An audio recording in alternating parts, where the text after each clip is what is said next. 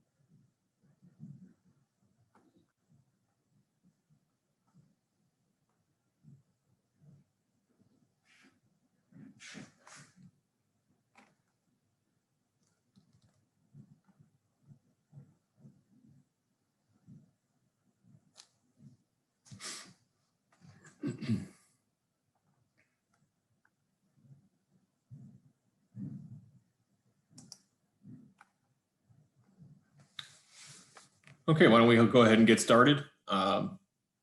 First of all, thank you. Good morning and good afternoon to everybody. Appreciate you joining us today for the next in our series of information security and cybersecurity webinars. Today, we're going to be talking about penetration testing and some real life stories and the cost of not testing.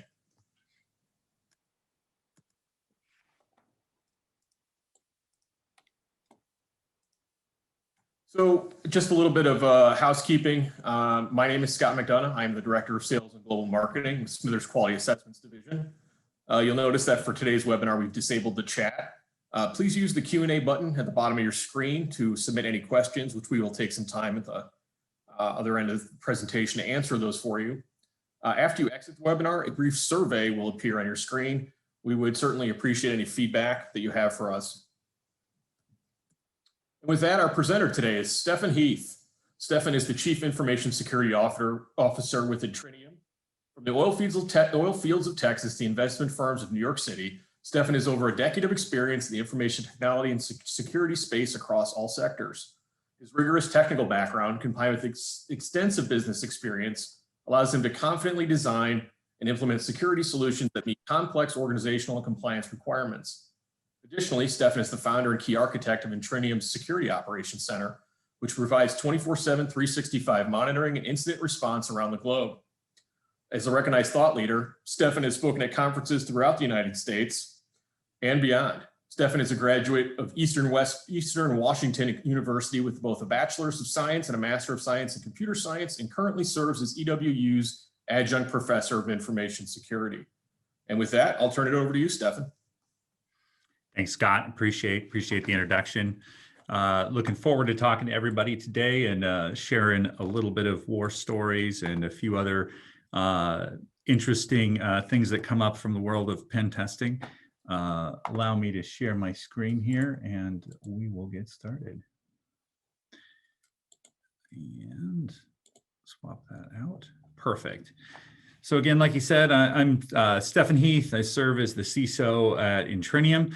Got my contact information there on the screen. I'm happy to, if you think of any questions or anything after the talk is over, and would love to reach out, or if there's any way that you think we might be able to help you out, happy to have that conversation with you. I'll put this back on the screen at the end, so I don't want you to have to worry about rushing to copy it down now. I'd like to get to the talk and start talking about some of the fun stuff we're here to talk about today. So first off, just wanted to give you a really brief agenda. I want to set the stage talking a little bit about the cybercrime economy and what we're seeing the bad guys do out there, what they're after, what they're doing, and how it might impact you. and then get into the meat of the topic, really talking about penetration testing. Why should I test? What are the main options for doing so? What do they mean? And really, what's the outcome you want from any sort of testing or anything that you do? So, and then, like you said, leave some time at the end for Q&A. Hopefully, you guys will have some good questions, and we'll get a chance to talk a little bit more as we move to the end. So, I want to open things up, and as we're talking about the cybercrime economy, this is a mapping of the GDP of in billions of dollars of countries all across the world. And I mean, you can see just going from the United States on down. And if you actually mapped the economy of cybercrime, this is as of 2 years ago, this isn't even as of this year, you would have basically the 13th largest economy in the world when you take together everything that's going on in the world of cybercrime. I mean, it goes from ransomware to online drug markets to any sort of trafficking, anything else that we're seeing going on. I mean, this is big, big business and big money. And that's one of the things that I want to change people's thinking and getting your mind in there of who you're dealing with on the other end, and that they have a vested business interest in what they're trying to do to you. And it really does come all the way down to the dollars. If we look at how this broke down in 2018, and I can tell you for sure that this has changed a bit. We're talking from online marketplaces all the way down to ransomware only making up a smaller piece of the pie back in 2018. So if we map this out, this is sort of the end of 2018, you're seeing your average ransom demand, right on the order of about $10,000, $20,000, just right in that range at the end of 2018. As the years have progressed and we get into the end of 2019, you can see that jumped quite a bit. We're almost up to $75,000, $80,000 as your average ransom demand. And what I mean by that is if your network gets hit with ransomware, it's encrypted, that's sort of the average amount of money that they're asking for. Now, there's obviously some guys at the top end, that we're talking in the millions that are driving that average up a bit. But it does give you an idea of if you get encrypted, if ransomware happens, if you're dealing with that situation, you're looking at pretty stiff world of what the bad guys might be asking of you. It's important to note that the slice of the pie for 2019, it jumped to 9.5 billion.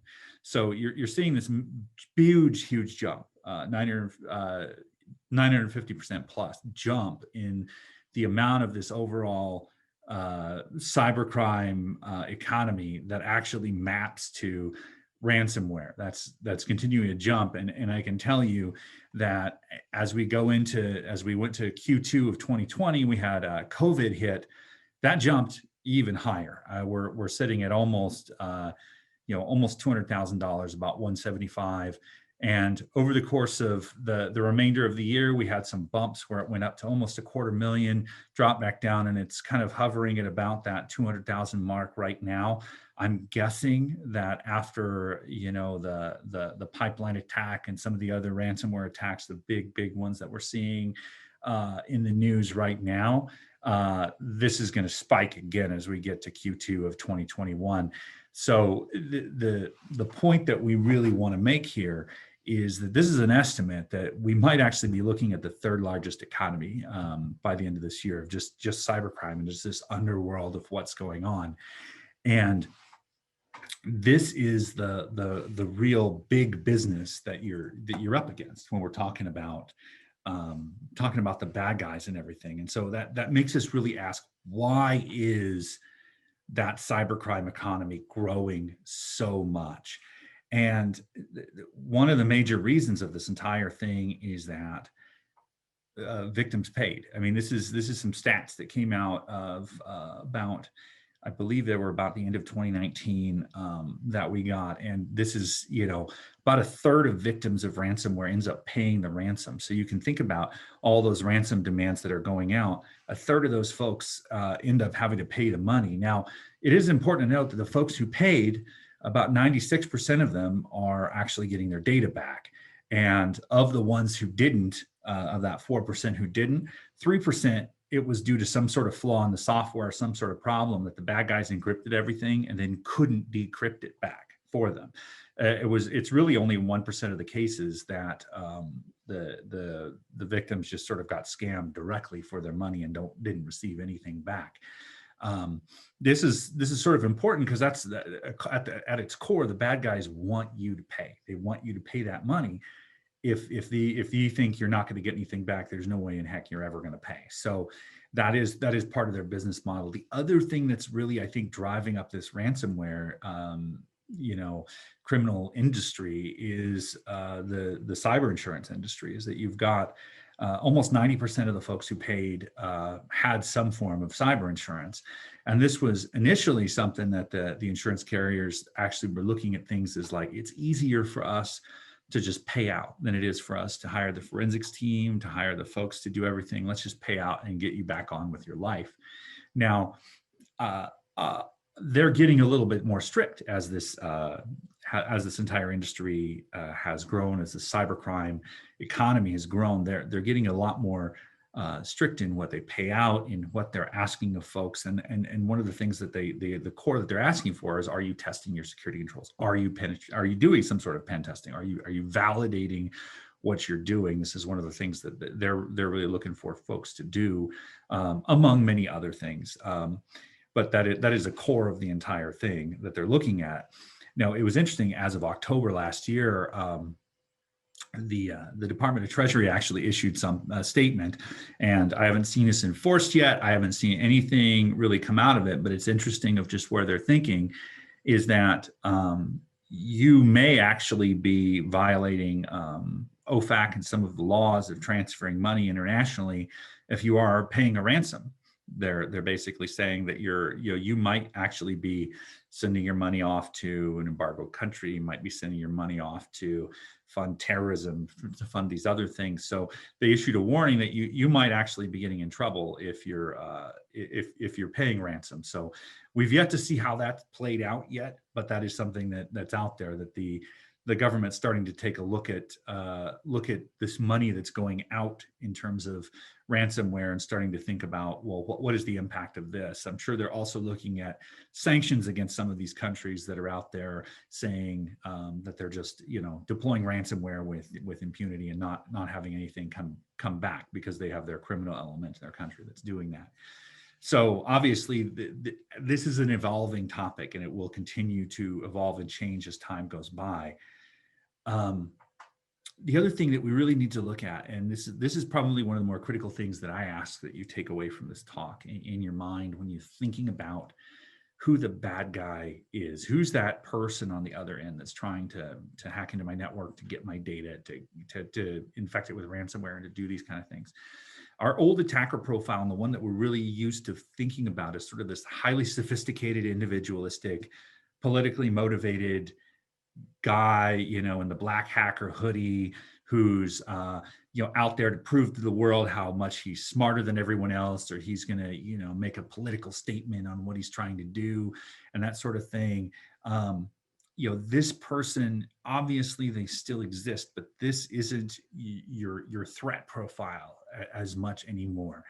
And so instead of thinking about that kid with a hoodie, put it in your mind that the person on the other end of this is Tony Soprano. I mean, we're talking about large criminal organizations, crime syndicates that are highly sophisticated. They're just out to get money. They're looking for organizations that they can shake down to get money out of. They're, in some ways, they're looking for big game, to capture big money, like we're seeing with the pipeline and we're seeing with these other things. These organizations on the other side, I mean, they are really bad dudes, and we're not looking at the world of just your smart board kid anymore. So really start to put that into your head of where they're at and what they're thinking and what they're doing. So as we break this down, we're saying, okay, a third of the victims paid. Well, what about that other 67%? If I'm Tony Soprano, ransomware king out there, how can I work to get a little bit more of that money from the folks who aren't paying? Well, what we're seeing in an evolution here is we're seeing that there's evolving tactics. You're really seeing folks do extortion schemes on top of the ransomware scheme. So what you're seeing is folks get their network ransomed, and then they might pay to get their data back, or they might ignore the bad guys because they have good backups and they're just going to restore from backup, close the holes, and move on with their life. And then the bad guys are saying back to them, hey, we have your data. We're going to leak it to the world if you don't pay us an extra fee. Like if you don't do that. So you're seeing this real double dip of information that we're seeing come out there. So they're coming back a second time to try and do that. I had someone I work with that actually had the bad guys come back to him 3-4 different times asking for more money, trying to evolve this other thing. They're trying to extort and get as much money out of folks when they get them in this vulnerable situation as possible. It's interesting. Whereas a lot of folks feel that paying the ransom in the case of an encryption from ransomware can be a viable strategy. It really depends on, what your risk tolerance level is, what the law is saying at the moment, a lot of other questions. People are not so sure that it's really a good idea to pay any sort of extortion when people threaten to release your data. Frankly, you don't know who in their organization has already made a copy of it. There's really no guarantee that they're securely deleting it or that they're not going to just come back and ask for more. So this is an area where on the ransomware side, we've seen people successfully pay and go through that whole thing. On the extortion side, it's generally not the best idea in the world to play ball in that particular world. Another thing we're seeing really in the ransomware industry is you really have, as with any industry, as it gets bigger, you're seeing this evolving specialization. So there are folks who are just developing the ransomware and then selling it to the bad guys to use them. There are folks who are very specifically focused on gaining initial access to networks or to taking initial access and turning into something that has a high enough privilege that they can actually deploy the ransomware. There are even folks who just, collect the money for a cut. So you're seeing this whole industry start to break out and to specialize. So you might not even be dealing with the same particular person on from start to finish in any particular incident you might be dealing with. So, there are specialists along the way that just specialize at dealing with their part of the pie. So, again, big business that we're really looking at on the other end. So, like I was saying, this is a higher education event. I want to talk a little bit about it. These folks, basically what happened was COVID hit, and they had, they were on the smaller side, didn't quite have the IT resources. They sat down and they needed to give everyone remote access to the network, and they needed it rather quickly. They had some VPN technology and everything in there, but it was complicated to set up. They were concerned about getting the users working as quick as possible. And so what they did was they opened up remote desktop protocol, which is fairly, it's something that folks sometimes still use internally to manage a server or something, but exposing it to the internet is just a horrible idea. But they did this, they exposed it out there, and then, the bad guys just came along and started using brute force they managed to just look around and find what would be some usernames and email addresses and just brute force till they got access to the network, went through, managed to move things around. They encrypted everything, including the backups. This organization ended up having to pay the ransom. They were then extorted for the release of data, and overall, both from the beginning of the incident until they were fully back up, they were looking at about 60 days of total interruption in there. And all of that was sort of because, we opened something up insecurely, and then they forgot that they did that, and they didn't go back and close it down and secure the network the way that they really should have done this. So this is a situation where it's not all that uncommon that people make a decision in the heat of the moment, and then they sort of forget what they were doing. They lose their direction. They don't come back and do things and clean things up, even though they initially did it with the best intentions. And these are the type of things. This is the type of reason why you test. It's not necessarily to try and look for, there's sometimes things are just, they're bad and they're a problem, but this is the things that you forget can be the things that really bite you. And that's one of the things that we really get to as far as when we're looking at how we test and why we test. So let me shift to this whole idea of the penetration test. And really what you're doing is you're simulating an adversary. You're simulating what happens, what would happen if a bad guy decided to target me. And really the overall objective is to really penetrate your defenses, gain access to the crown jewels, whatever they are for your organization, whether it's customer data or intellectual property or anything else like that. I mean, when you're doing a pen test, this is usually what folks are trying to do. And you might also hear it called ethical hacking. People are trying to get by your defenses, and they're able to gain access to your network. And then, but with the understanding that you're having a good guy come in and do this, you're having someone who's knowledgeable in the techniques the bad guys use, that they're able to simulate that for you, and then they're able to go through and tell you, here's the way that I got in, here's how you fix it, here's how you do those things. So really understanding the goals of whenever we're doing this kind of thing is important. We want to understand the effectiveness of what security measures you've put in place. Are they working as intended? Are they working at all?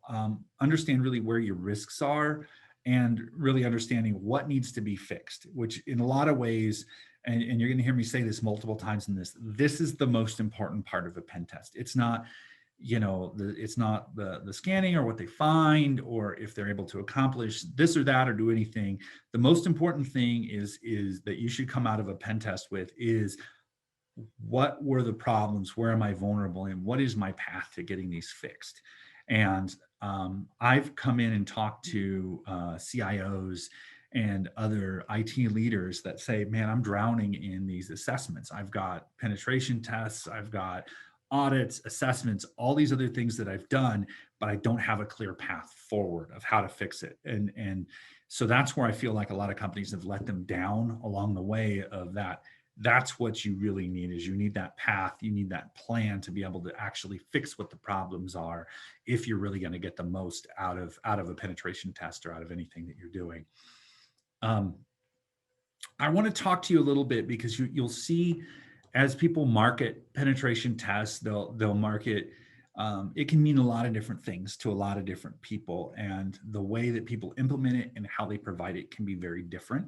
So I want to talk about kind of leveling up, like what are the different levels of these type of penetration tests, or what people might call a penetration test that you might hit along the way.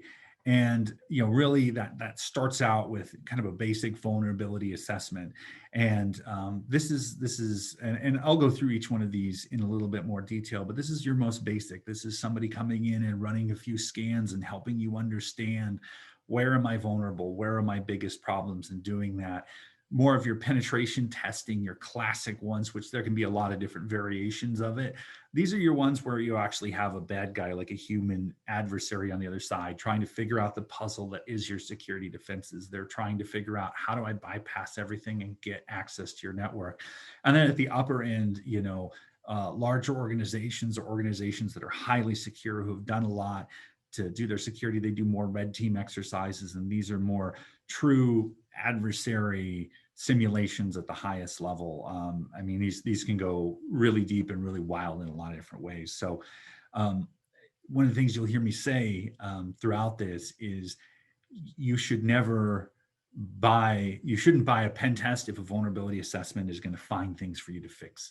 Really, like you should be looking at things as, I need to be able to have a very clean vulnerability scan that's not going to give people the info they need to break into the network. If you hire a pen tester and they come in and they run a Nessus scan, and then 5 minutes later they're in control of your entire network, then you've got plenty to fix at that base level. So I always like to approach it in terms of layers and as those other things. So if you've never done anything before, vulnerability assessment's a great place to start. And then you can work up from there. So really, as we're talking about what we mean by when we're talking about, vulnerability assessment, this is something where you're just really trying to identify and prioritize any vulnerabilities. So like missing patches or default passwords or software that somebody might have installed that really shouldn't be there, or services that are running that don't need to be running anymore. Anything like that you're going to find in your network. And usually this is something that's done primarily by an automated tool. Somebody will bring in a scanner or another type of software or that sort of thing, and then they'll pair it up with some sort of expert analysis to tell you how things are going. They may or may not actually exploit these vulnerabilities. So in other words, they might see, am I able to gain access with this, or am I able to do this as a proof of concept? But really, they're not as interested in chaining together a bunch of things to really try and hack into your network. They're looking at the surface and seeing what are the major problems that you have there. It really is the best practice that you do these things quarterly. A lot of standards do this. So whether it's just externally, internally, those type of things, having a good benchmark check at least quarterly that you're doing that. I know a lot of larger organizations, they're in a mode where they're doing it almost continuously. They're scanning things. They just have the scanner starts in one area, works its way all the way through their network, and then it starts up at the other side. So they have a constant real-time picture of where problems might be. Or whenever you perform any sort of a major change, you put in a new server, or some new hardware, or some new whatever, running that scan across it to make sure that things are actually in place. That's a very good thing to do.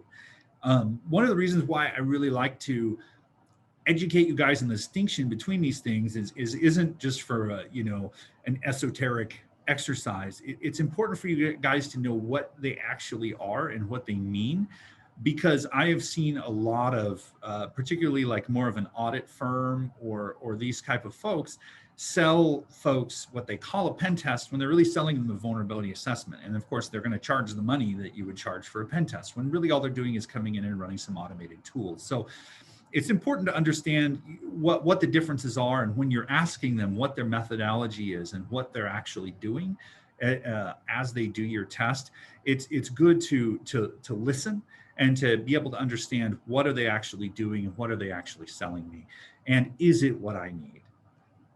I want to give you, Grace, just a quick example in terms of things that some stories about vulnerability assessments that we've done. Again, I touched on the higher education situation where you had that open RDP that was sitting out there.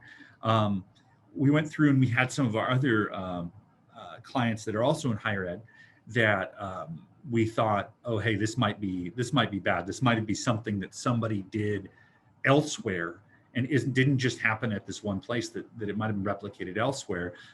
We just went out to look at some publicly available information, stuff that would be easily picked up by any sort of a scanner or anything like that. And we found multiple other ones that had repeated the same problem and put themselves at risk. So we were able to go to them and tell them, hey, you need to close this down and you need to do this, because this is what we're seeing the bad guys go after.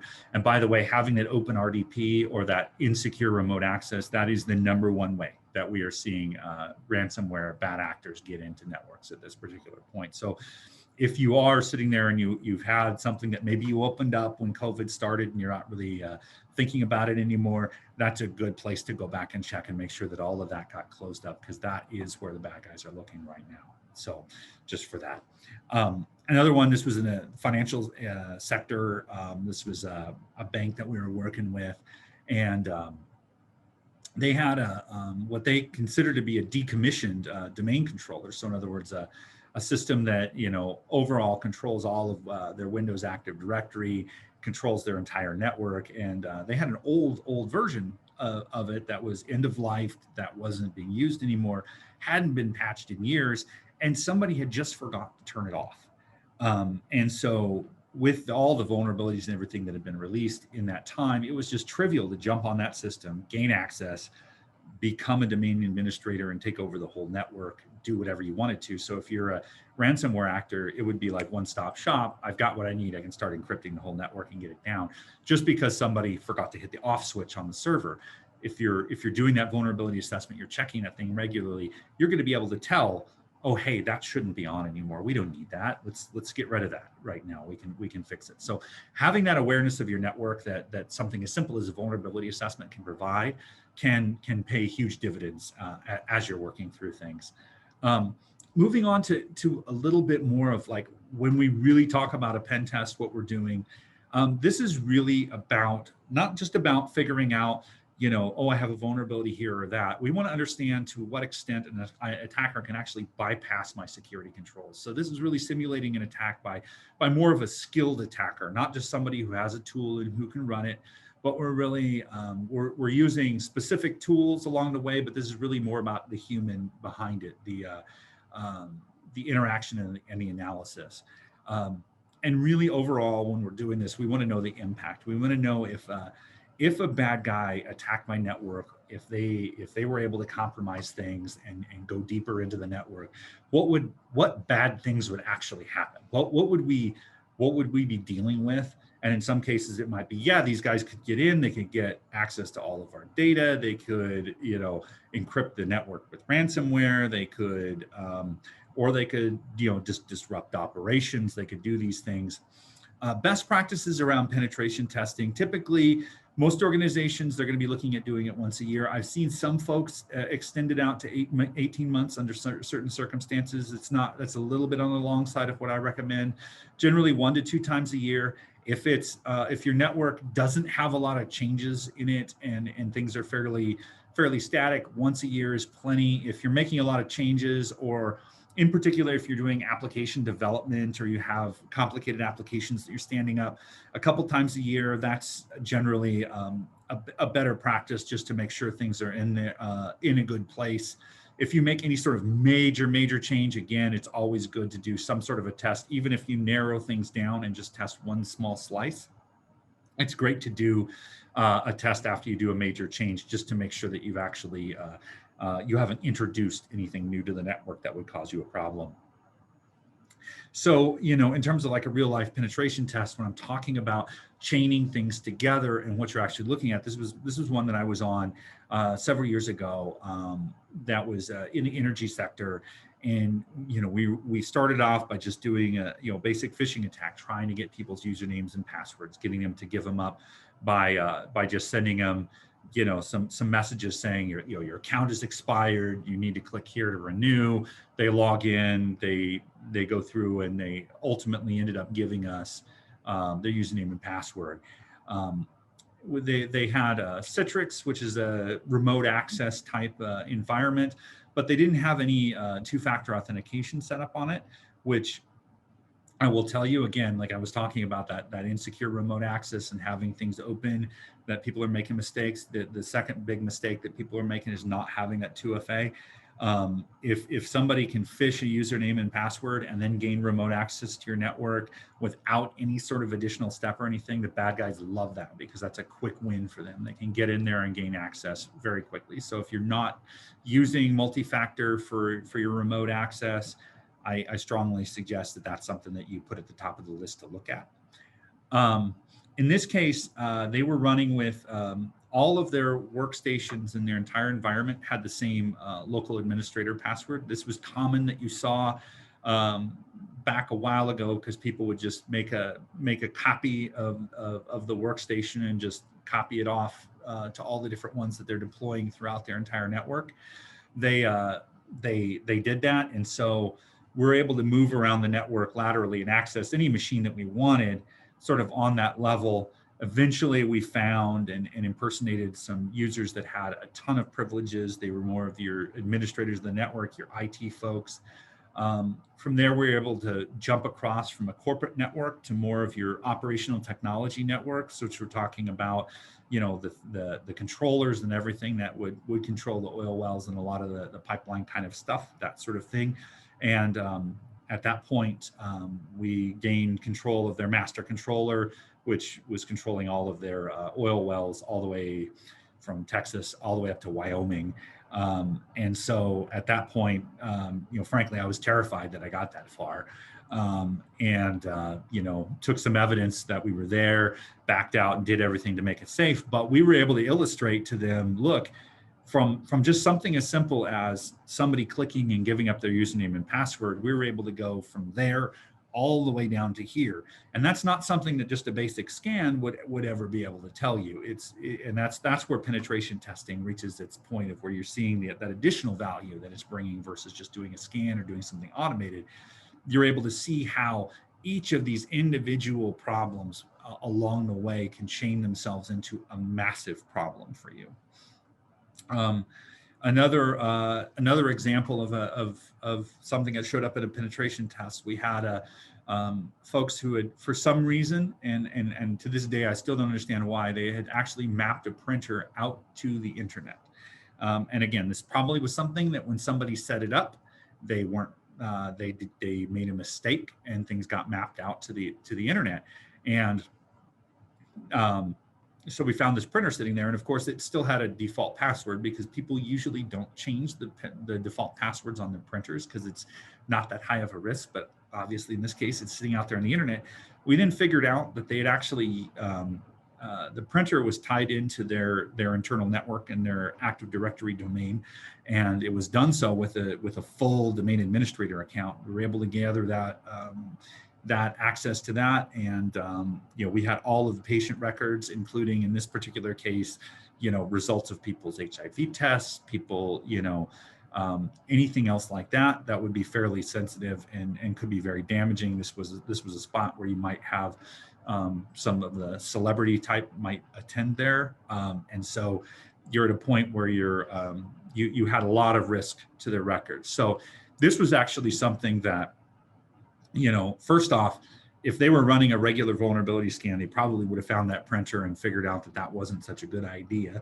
But number two, this is a great example of why a penetration test can be valuable to you. You know, we actually stopped their testing at this point, and we called them up and got them on the phone and said, hey, you've got a big problem that we need to fix right now. And we were able to help them seal that off immediately. And that's good to know that if you're working with a test or anything, if they find something that's just glaring red major problem for you, that they're going to stop their test and they're going to come in and they're going to say, hey, wait, we need to address this right now before we continue with anything else in the exercise. You don't want somebody that's going to make you wait 2 weeks, 3 weeks for a report or a formal exit thing to say, aha, look at what we found. You know, it's more about protecting you and doing that. So that would be something that I would definitely, if you're going through the process of selecting a vendor for this, make sure that there's someone who's going to do that for you. So also when we talk about penetration testing, there are so many different options that are out there, and this can be kind of overwhelming. And I just want to run through just kind of the basic ideas so that you understand, if people start throwing terms at you, this is really what they're talking about. If they're talking about a black box type methodology, this is the bad guy or the person who's simulating the bad guy doesn't know anything about your network. They don't know anything about what's going on in there. They're treating it as just a completely blank slate. They know what they discover, and that's it. Now, in other terms, you might have a test where you give them some information. So you basically say, look, I want you to test these systems. I want you to know about these things. Here is our business processes. Here are those things to give the pen tester a little bit more information so that it's a little bit more collaborative. Because at the end of the day, you know, a pen tester, you're going to be contracting with them for a certain amount of time. If a bad guy was a dedicated adversary, they wouldn't be exactly bounded by that time. They might be doing that. So you might want to give them some more information along with the testing. It just depends on what sort of lens that you want to do your testing on. The other half of this is this sort of informed or uninformed. And for that, I'm referring to your actual internal IT staff.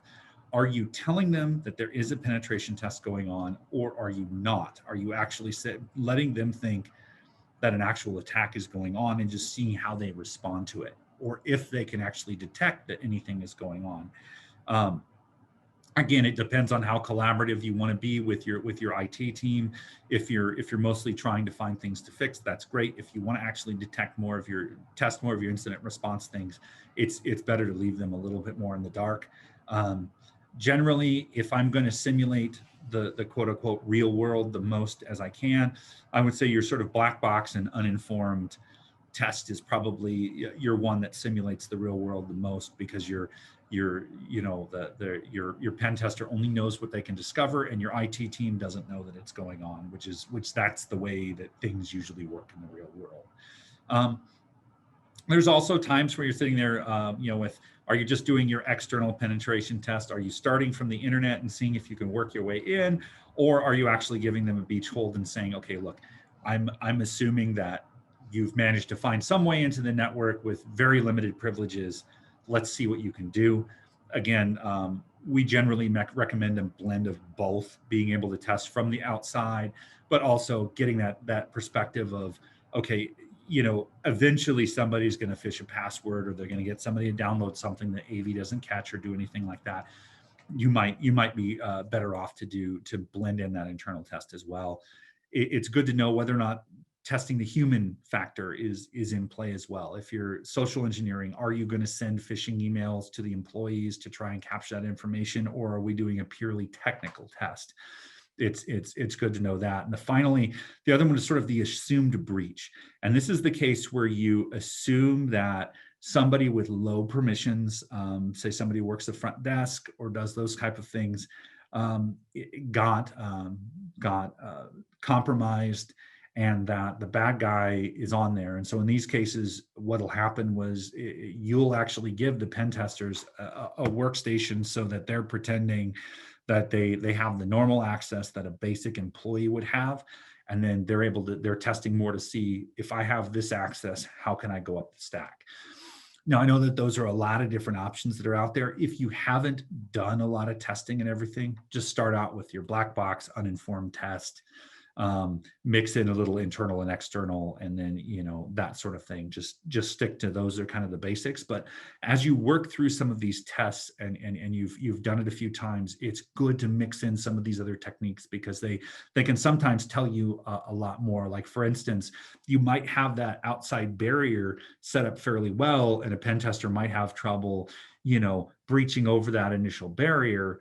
But if a bad guy manages to, you might be just, totally soft. You might be the Cadbury egg. You've got the really crunchy outside, and you go in and there's just nothing but goo.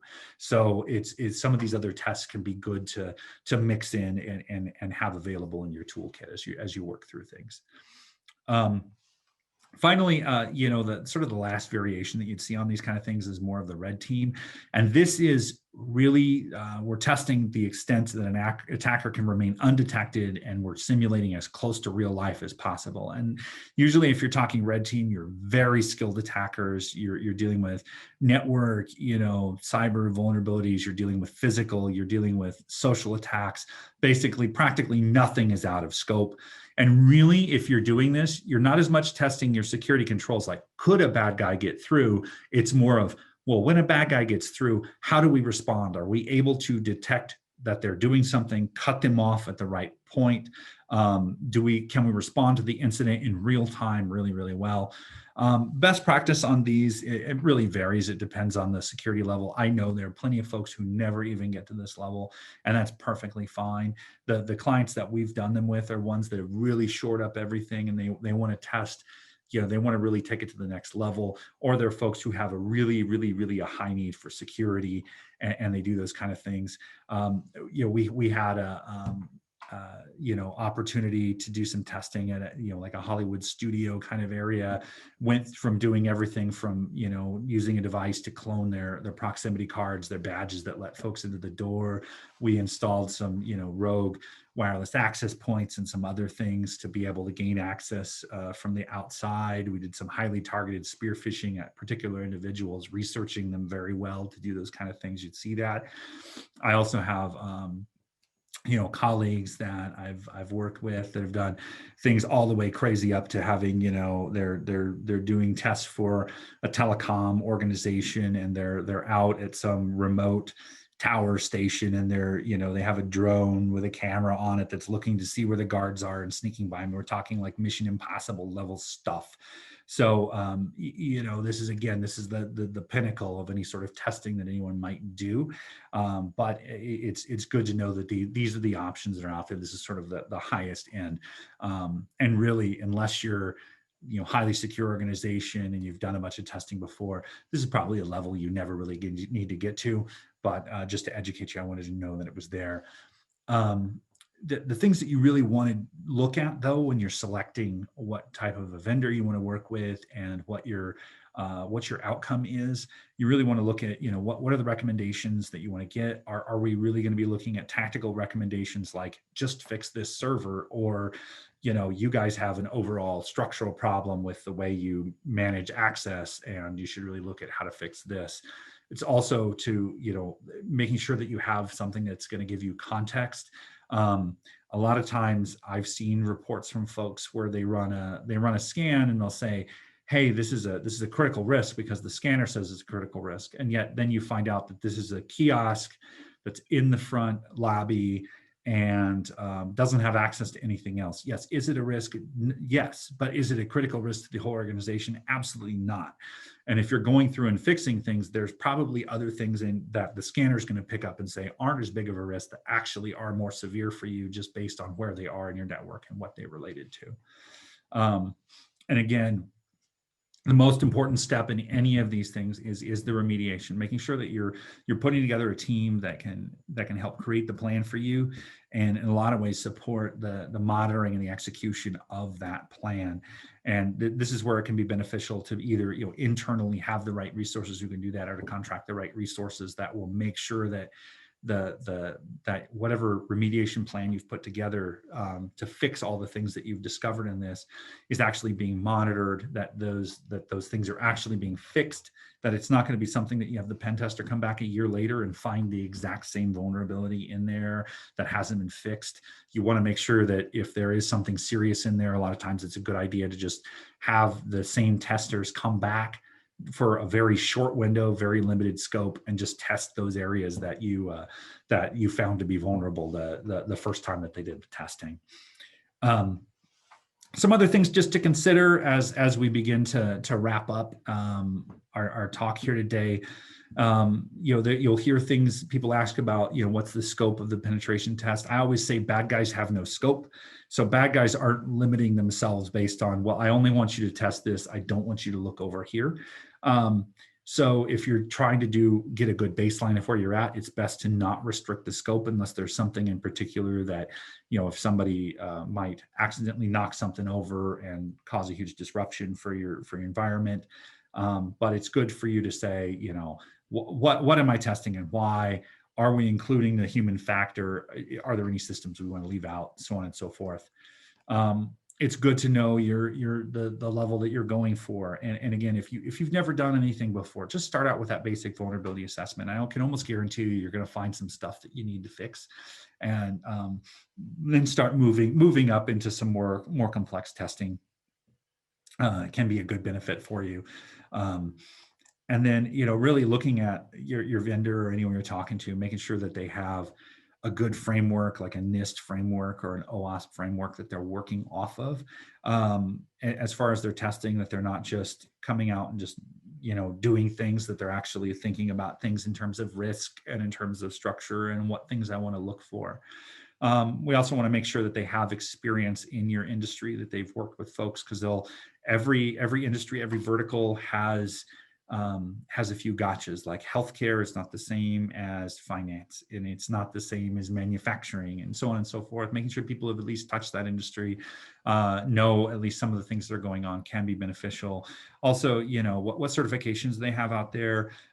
If they're saying that they're really high quality penetration testers, a lot of times you're gonna see them have things like what's called an OSCP. It's a very rigorous tested cert that takes a lot of work for people to get through. They have to do like actual live fire type exercise to go through and test against servers and gain themselves access to be even able to get their grade. It's very complex, everything like that. These are good things that folks should have.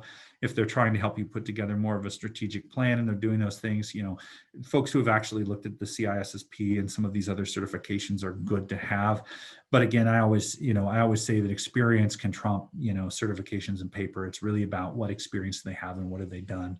And then finally, if I always tell people, and this is one of the things that as I've mentored new folks coming into the security industry, I always tell them that, look, these clients, these folks you're working with, they're paying an awful lot of money, and the only thing that they really get physical in return is probably a PDF of a report.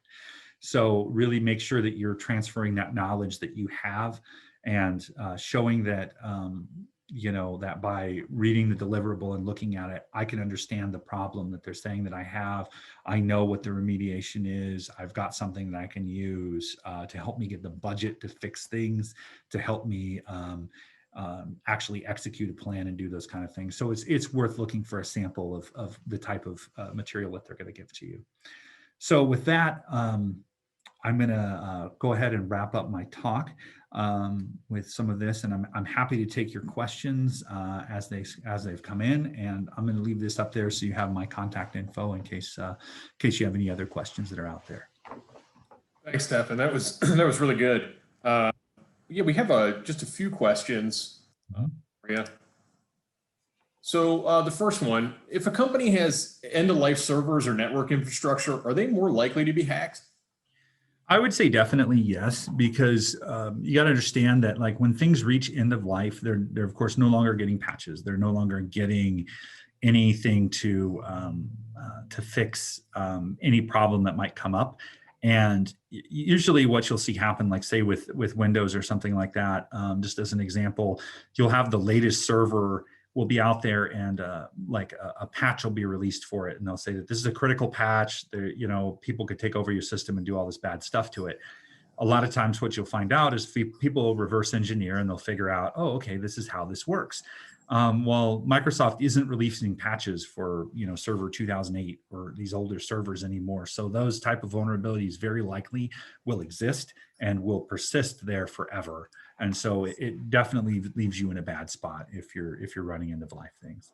Plus, they're older and typically less stable, so you're actually giving yourself more risk of just general downtime from even non-hacking type situations. Great, thank you. Next question: is a security audit just as important as a penetration test, or should it be a part of it? I think that they're very good things to do in parallel. Your audit really is going to be looking at, your pen test is, okay, I'm a bad guy and I'm looking to figure out how to get my way through. Your auditor mindset is more about, I'm going to be looking at your particular, any sort of controls or things you have in place, and just checking to make sure that they're actually operating and that they're working. So it's more of that far other end of the spectrum where you're working alongside the folks and getting that full internal view of what's going on. I think they're very complementary to each other, because pen test is going to pick up things that an audit would always miss, but an audit can actually pick up things like administratively, like your policies aren't really set up, or you don't have a good governance structure to make sure that things, when they're updated, people are vetting things correctly and doing those kind of things. So they're very complementary. Great, thank you. Last question. We are a parts manufacturer in the defense industrial base planning to become CMMC certified. What are the requirements for penetration testing? How does that factor into becoming certified? Generally, along with CMMC, you're going to be having some pen test requirements and making sure that you're going to have your regular tests and be able to do those kind of things and get that in there. It's pretty much, when you're looking at penetration testing, it's a core of just about every framework or anything that you're going to find out there, from PCI and credit cards to your HIPAA to all the way to CMMC. So having that, basically they want to know that you've had somebody come in and act as an adversary who have actually tested the controls of your network and doing those things. And it always is very interesting to look at what are the requirements. Usually if you look at these requirements and what they actually require you to do with a pen test. Sometimes it can be a little light. You're doing yourself a disservice if you're just doing the minimum to reach your compliance. You always want to, you know, for purposes of securing your data and particularly with ransomware, keeping your network up, running, functioning the way that it should. It's always worthwhile to go above and beyond just what those bottom line requirements are. Great, thank you. Looks like there aren't any other additional questions. Certainly if they are, feel free to use the question and answer button at the bottom of your screen. But otherwise, we're just going to go ahead and I'm going to share my screen just for a couple wrap-up notes here for everybody. This presentation will be available on the smithers.com website soon. We will go ahead and make a recording available that, and we will send a notification out to everybody that it's there for your reference. So you will see that soon. Stay tuned. When this webinar ends in a moment, you will be directed to a brief survey. Of course, we appreciate your feedback. That helps us understand what topics might be of interest to you in the future. And of course, if you have any questions for Smithers or Intrinium and Stefan, you can indicate that there and we'll be sure to follow up with you. Other than that, if there's nothing else, thanks so much, Stefan, for a great presentation today. We appreciate that. And everybody have a wonderful day.